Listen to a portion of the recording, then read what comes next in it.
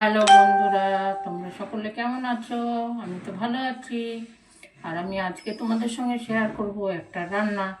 আর রান্নাটা হচ্ছে, যারা তোমরা ভর্তা খেতে ভালোবাসো, বাটা খেতে ভালোবাসো, তাদের জন্য বলবো যে ভিডিওটা সম্পূর্ণ দেখো। দেখে এই জিনিসটা তৈরি করলে খেতে খুব টেস্টি।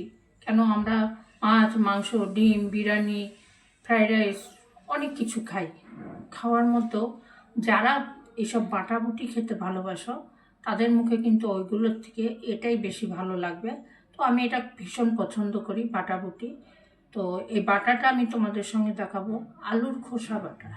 আলুর খোসা বাটা কী করে করলে তুমি গরম ভাতের সঙ্গে খুব টেস্টি খাবার, সেটাই আমি তোমাদের সঙ্গে আজকে শেয়ার করব। দেখো তোমরা, আমরা আলু ভাজা কাটতে গেলে আলুর পিছন দিকটা কিন্তু ছোট বড় থাকে। তো আমি আলুর পিছন দিকটা দুটো চারটে টুকরো এর ভেতরে দিয়ে দিয়েছি, রসুন দিয়েছি, আদা দিয়েছি, পরিমাণ মতন দিতে হবে সব কিছু, পেঁয়াজ দিয়েছি একটা, আর 5টা কাঁচা লঙ্কা দিয়েছি।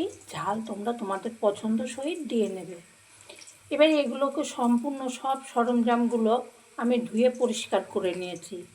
এখন এগুলো তুমি শিলেও বাটতে পারো, মিক্সচারেও পেস্ট করতে পারো। তো আমার কাছে শিলে বাটার মতন অপশন নেই, আমি শিলে বাটতে পারি না, আমার হাতে পায়ে ব্যথা। তার জন্য আমি কি করব, এগুলোকে আমি এখন মিক্সচারে পেস্ট করে নেব। অবশ্যই লবণ দিয়ে পেস্ট করবে, তাহলে তোমাকে পরে লবণ দিতে হবে না, আর পেস্টটা খুব সুন্দর হবে। তো আমি লবণ দিয়ে দিয়েছি। এখন আমি এই সরঞ্জামগুলো সব পেস্ট করে নেব। আর অবশ্যই একটু জল দিতে হবে, না হলে পরে মিক্সচারে কখনো পেস্ট হয় না। বন্ধুরা, পুরোটা পেস্ট করে নিয়েছি। আর পেস্টটা ঠিক এই রকমই হবে, না হলে পরে তোমার আলুটা সেদ্ধ হবে না। তো খানিকটা জল দিয়ে নিতে হবে, এরকম থোকা থোকা করে পেস্ট করে নিতে হবে। আর পেস্টটা খুব সুন্দর হয়েছে, একদম সাদা ফটফটে লাগছে। আমরা তো আলুর চোচা ফেলে দিই, কিন্তু এত সুন্দর টেস্টি খাবার হয়, তুমি যদি না বাড়িতে তৈরি করো তাহলে বুঝতে পারবে না। এখন আমি একটা কড়াই বসিয়ে দেবো প্রথমেই। অনেকেই রিচ খাবার পছন্দ করে না, আর রিচ খাবার রোজ রোজ খেতে দেখবে ভালোও লাগে না। অনেক মশলা, অনেক তেল দিলেই কি রান্না ভালো হয়ে যায় বন্ধুরা? হয় না। আমার ক্ষেত্রেও, তোমাদের ক্ষেত্রেও, প্রত্যেকের ক্ষেত্রে রান্নার একটা টাইম আছে, বা কোন টাইমে কোনটা দিলে টেস্টি হবে, বা কতটা পরিমাণ দিতে হবে, এগুলো জানা খুবই দরকার। এখন আমি এখানে একটা কড়াই বসিয়ে দিয়েছি।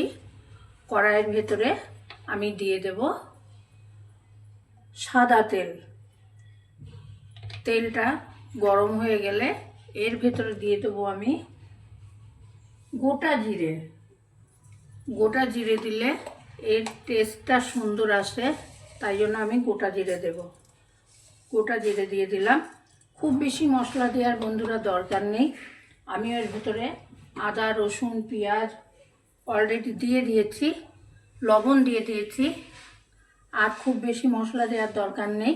সামান্য একটু জিরে ধনের গুঁড়ো এর সঙ্গে আমি অ্যাড করব। জিরেটা আমার ভাজা হয়ে গেছে। জিরেটা আমার ভাজা হয়ে গেছে। এখন আমি এখানে এই পেস্ট যেটা করে রেখেছি, এটা আমি ঢেলে দেব। ঢেলে দিলাম পেস্ট বন্ধুরা। এখন এটা নাড়তে হবে। এর ভিতরে লবণ দেওয়া আছে, কিন্তু আমি হলুদটা অ্যাড করে দেবো। হলুদটা অ্যাড করে দিয়ে এটা কন্টিনিউ নাড়তে হবে, না হলে দলা পাকিয়ে যাবে।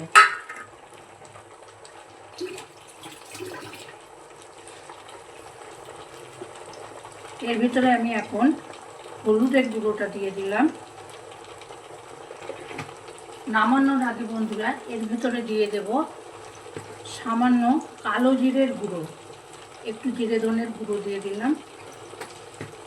আর কিচ্ছু দেওয়ার দরকার নেই। এবার নামানোর আগে আমি সামান্য কালো জিরে ভেজে গুঁড়ো করে রাখা আছে, সেটা আমি এর সঙ্গে অ্যাড করব। ফ্লেমটাকে আমি কমিয়ে দিয়েছি, দিয়ে এটা নাড়তে হবে একটু। না নাড়লে তলায় লেগে যাবে, তার জন্য একটু নাড়তে হবে ভালো করে। আর নামানোর আগে আমার কাছে কালো জিরের গুঁড়ো আছে, ভেজে কালো জিরে গুঁড়ো আমি করে রেখে দিই বাটা খাওয়ার জন্য, সেটা আমি এর সঙ্গে অ্যাড করে দেবো। বন্ধুরা, এটা হয়ে এসেছে, আর হয়ে এসেছে, পুরো তেলটা দেখো ছেড়ে দিয়েছে। আর দেখো আমি এখানে দিয়ে দিয়েছি কালো জিরের গুঁড়ো।